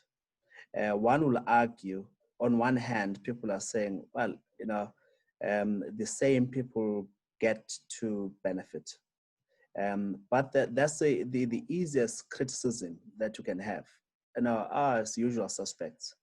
But the biggest criticism lately is one that says there's been an effective watering down of empowerment, to the extent that sometimes you get a level 1 company which has got no semblance of Black ownership, but it's a level 1 BEE compliant player.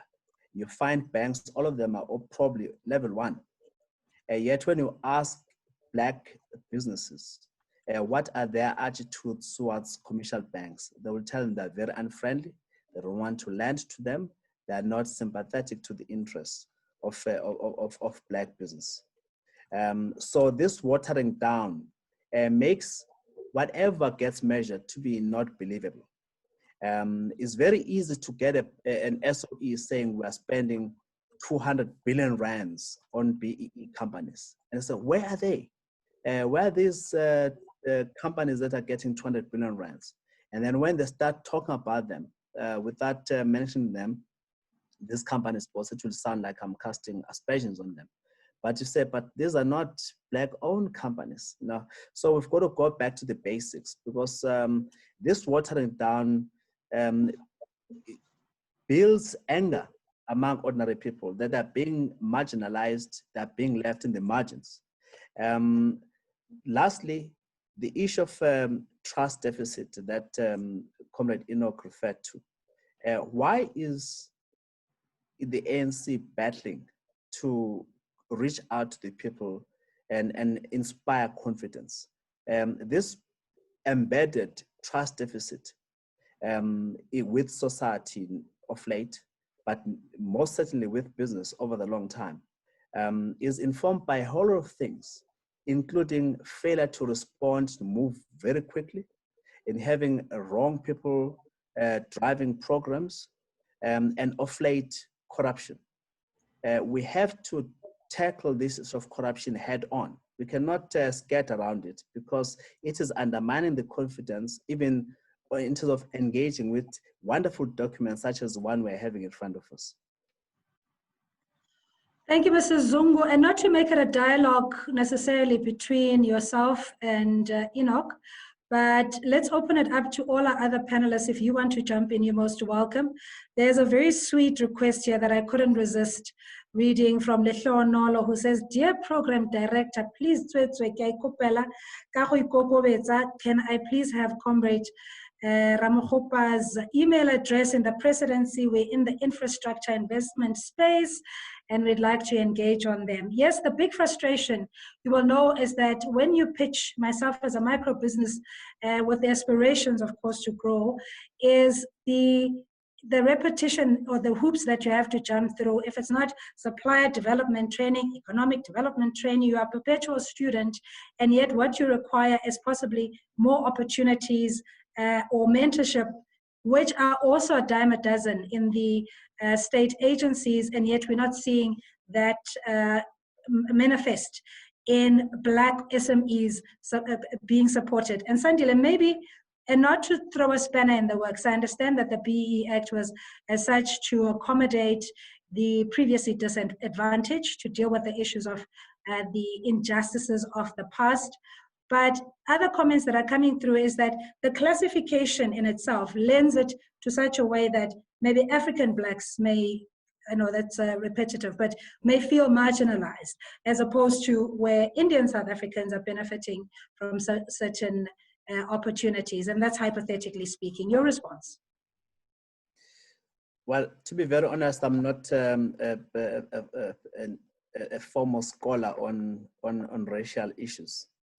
Especially when it comes to breaking apart, Black people in South Africa.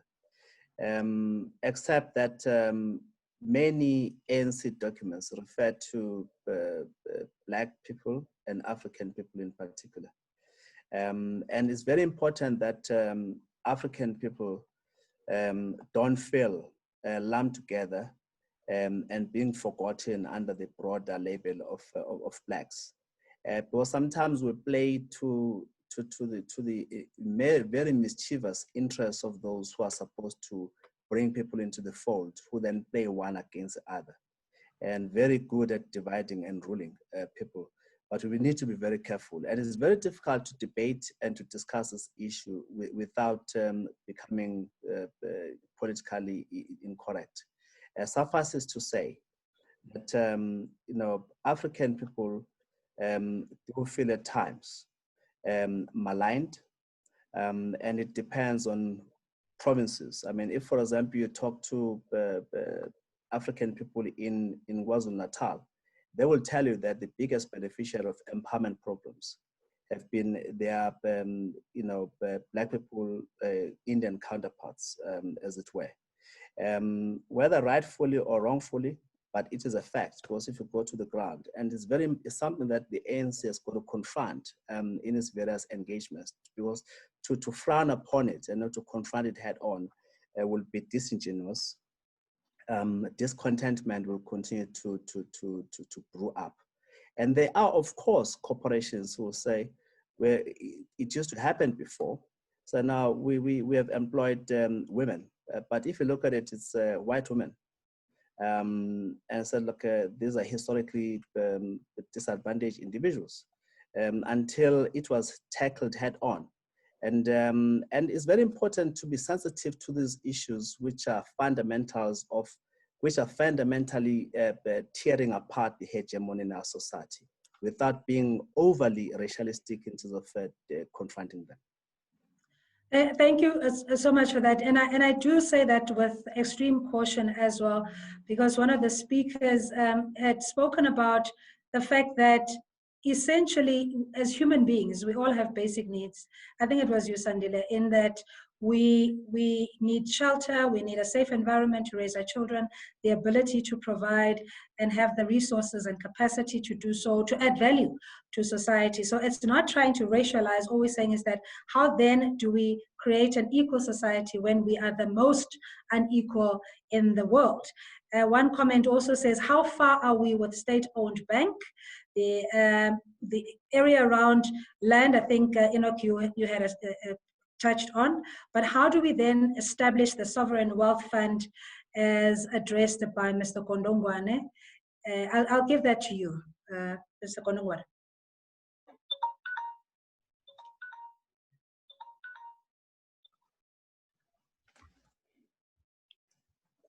Hi, sorry, Enoch, you're still muted.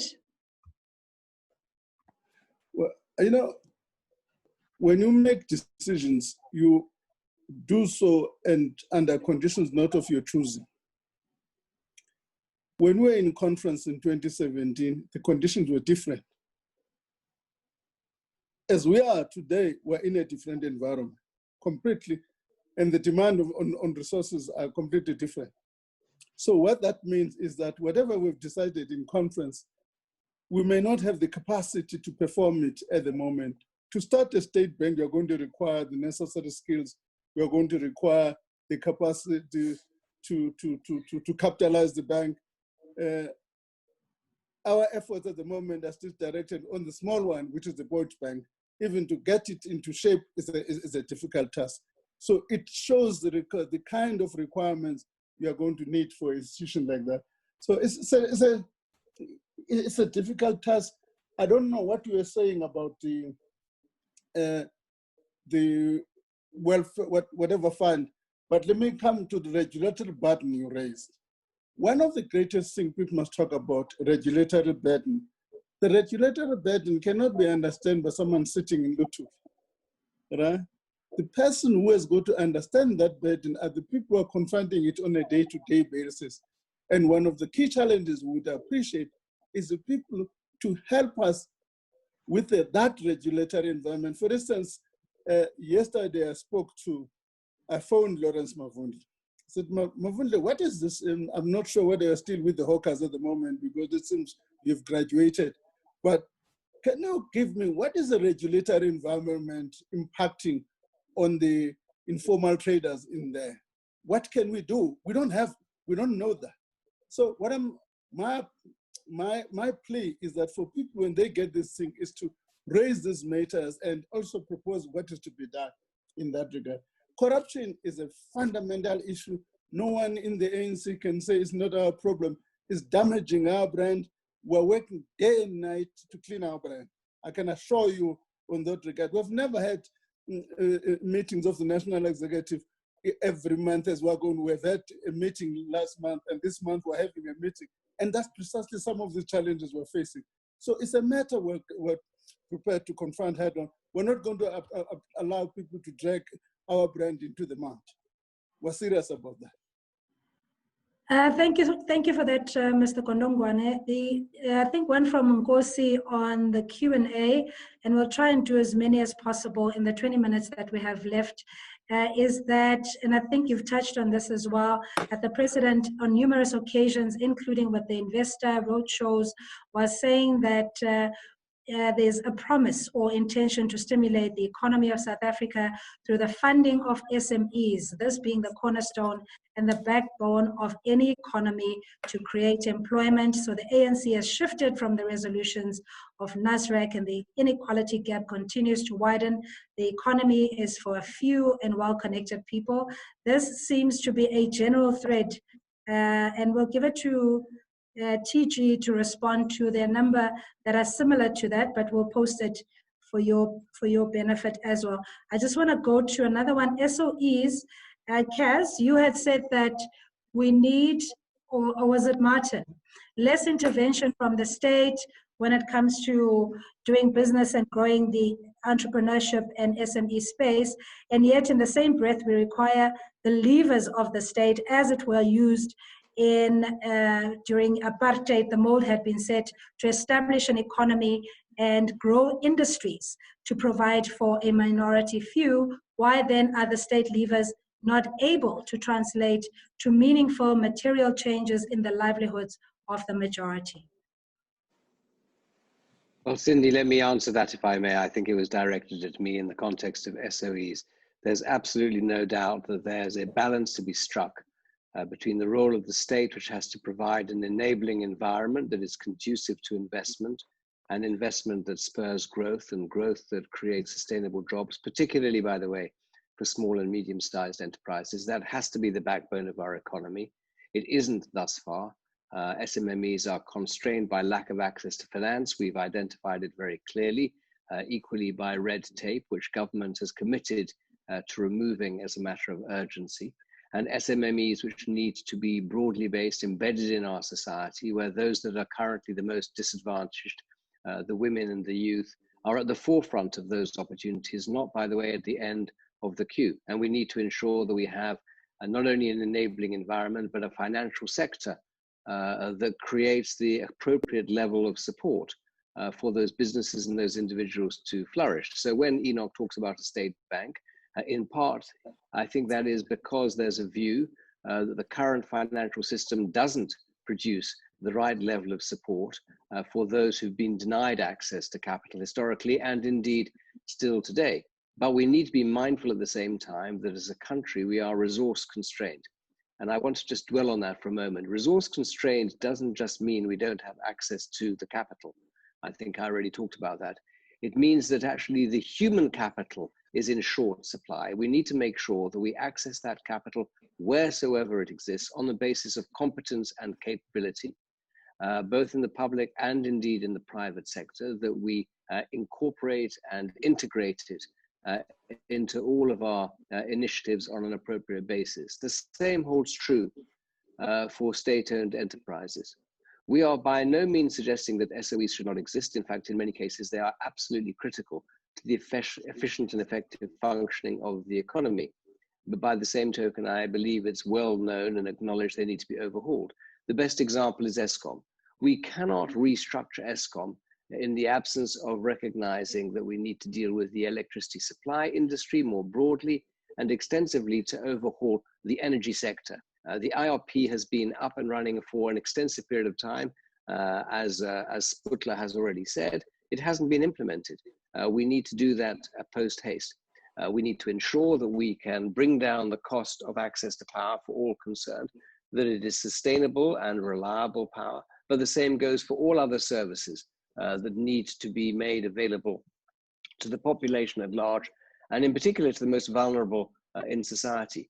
Unfortunately, we don't have the luxury now of time. What COVID-19 has done has been to cast into stark relief the inadequacies that were present in our society, whether it be, as Cass has indicated, poverty, unemployment, or indeed inequality. All of those have been massively magnified and exacerbated by COVID-19, not just in South Africa, but wherever we look around the world.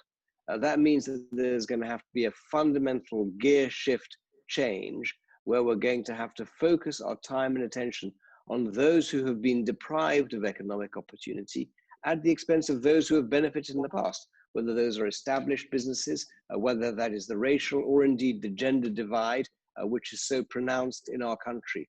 Those need to be tackled, but they need to be tackled immediately. As I think we've all said, we don't have the ability to spend further time debating and discussing. There's very significant areas of common ground, which we now need to focus on. And I've noticed in some of your questions that people who are participating in this have asked how they themselves can bring their skills to bear, not just to take advantage of opportunities, but to lend their expertise. I think it is common cause that we need all comers to be able to play a role to the extent that they're not conflicted, to the extent that they have the capacity, the capability, and the expertise to put their shoulder to the wheel. It is only in that expression of solidarity as a country that we're going to avoid a potential economic catastrophe, far worse, I have to say, than the health challenges that we've already witnessed as a country. That economic catastrophe could undo much of the good work that has been performed over the past 26 years since 1994, if we don't act with conviction as quickly as possible. Thank you so much, Martin. We'll take that as your closing remarks as well as we're edging closer to 1900 hours. So before we get cut off, if I may ask our esteemed panelists to also gather their thoughts for a minute-long closing remark. But KP, thank you for your patience. And Michael, I see you've had your hand up. We've got time for a very quick comment or question. Ask the administrator, Seth, if you'll just unmute KP to please pose his or her question. Please identify who you are, your designation, and the organization that you represent. KP. Hello, hi. Very briefly, please. Hi, welcome. Hi, I represent a forum called the South African Energy Forum. And we do note the urgency to implement the IRP. But I think we need to understand that there is a push from the renewable energy lobby to push through renewables without dealing with the problem created by round 1, 2, and 3 that are currently causing a problem in Eskom. So I think we need to be careful around implementing things that we haven't learned from. KP, thanks. We're going to have to leave it there. And may I encourage you, please, it's a working document. My job is to ensure that you have a voice and you contribute to this document and have a collective approach to how this is going to work in the economic recovery plan during COVID and post-COVID. Michael, very briefly, please, and Nkosi thereafter, and Kgomotso Mogale will stop with you. Michael, just quickly, your comment or question. Hi, Michael. All right, we're going to have to move on to Nkosi. Hi, can we get to Nkosi on the line, please? Hi. Hi. Hi, Michael. Very briefly, Hi. sir. Yes, how are you? I'm good, thank you for asking. Yes, I'm good. I'd like to send my greetings to all the panel. Actually, it is very important for this conversation that we had. Now, my question, it is actually now we have heard all the things that they are talking about, but now we need to know the way forward, because on our side, as my company, Equal Inventions, actually, we started 3 years back, actually, to do triple Ps with the provinces and the municipalities. But the problem about actually doing these presentations, trying to help the municipalities who have a low income. Michael, my brother, yeah. I do apologize, and I understand your frustrations in having to pitch, but I think we're going to have to offline that one. I'll ask also the convener and the team to make email addresses available where you can go and vent, but this is not quite the platform, and I'm afraid we're seriously out of time. This is one of many, and please join us again on social media. It's at ANCPBF, at ANCPBF. Make your contribution on the website and know that this is the PBF, the Progressive Business Forum, which is mandated by the NEC of the ANC to pull together a social compact between business, society, and government in a working partnership. So I'm going to just request, we'll start with you, Sputla, if you'll just share with us your closing remarks. What happens after this particular webinar? We know that there are numerous other engagements that we're anticipating, but just a sense of this is not just a talk shop. How do we galvanize society, get involved, and get things done?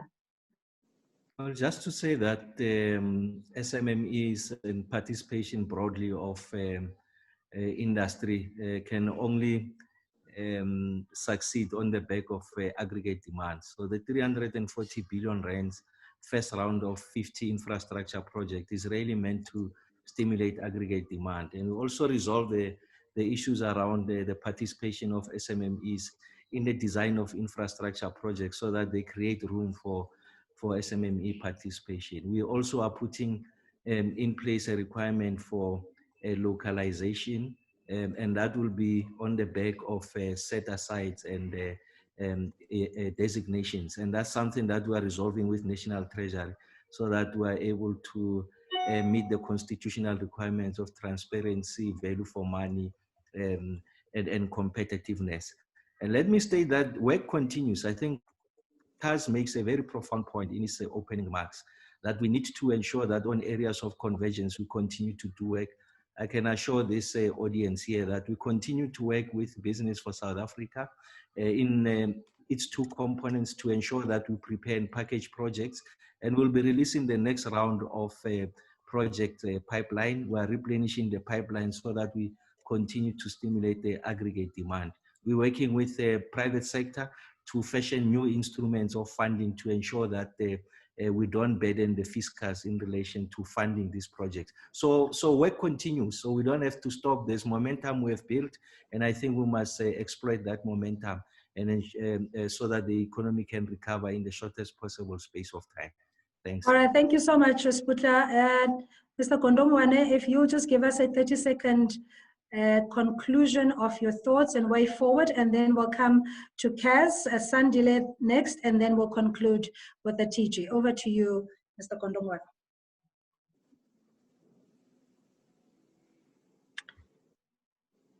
Hi, Enoch, you just need to unmute them. Yeah. Well, no, we've put the document as a contribution to the debate. Ours is to make sure that there's a quick implementation of this issue. Unfortunately, TJ and I are not members of NEC, but we'll do whatever it takes to make sure that, at least from the government side, there's speedy resolution of the issues on the table.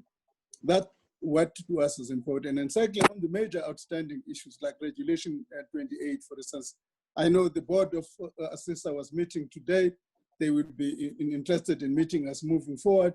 And we've met the pension funds, the TGN are meeting a variety of pension fund organizations to make sure that we can galvanize as much consensus as possible around these issues. Thank you very much.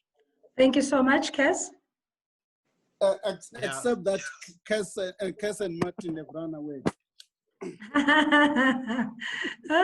Show yourself, Kaz. Come this side. I am here. Now, okay, and thanks very much for this opportunity. I think it's been a great discussion. I think what my takeaway from this is that there's lots of enthusiasm to work together and to make this country. I mean, this is the greatest country in the world. I wouldn't want to live anywhere else. And we've got to make sure that it's the greatest country for everybody who lives in this country, and we can do that. So let's use all the resources we have in this country. Let's put it to use in the national interest so that everybody has a fair stake in the economy, in the social economy, and we all want to live in this country. Let me just leave it at that. Much appreciated. Thank you so much. Sandile? Thank you, Cindy. Not only is this a great country to live in, not only the best country in the world, but we have to build the ANC because it is a people's parliament. It is an informer of what society is all about. So we need to rebuild the trust such that such wonderful documents find traction. Regulation 28, in my opinion, is very critical to how this massive project of infrastructure build is going to be funded. Because otherwise the fiscus has got no money, its borrowing capacity is quite exhausted.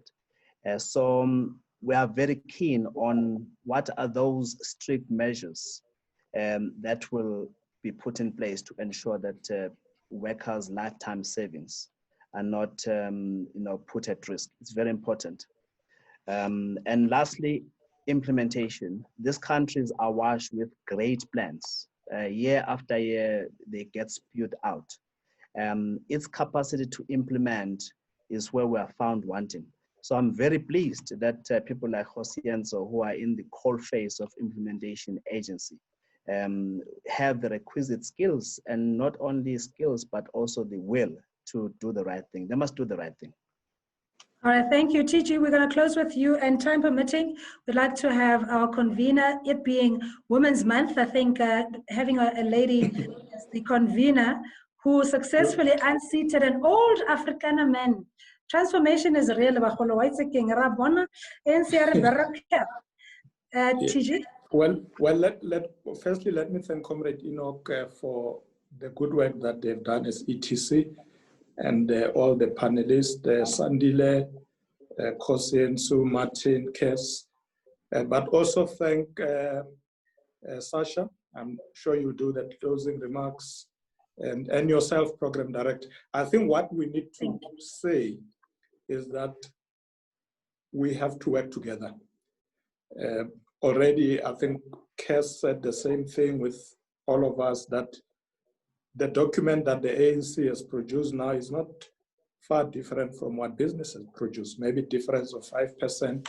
Let's close that gap and make sure that we focus on implementation. As I said in my opening remarks, let implementation begin, and that sense of urgency must drive what we want to do henceforth, so that this doesn't become a talk shop.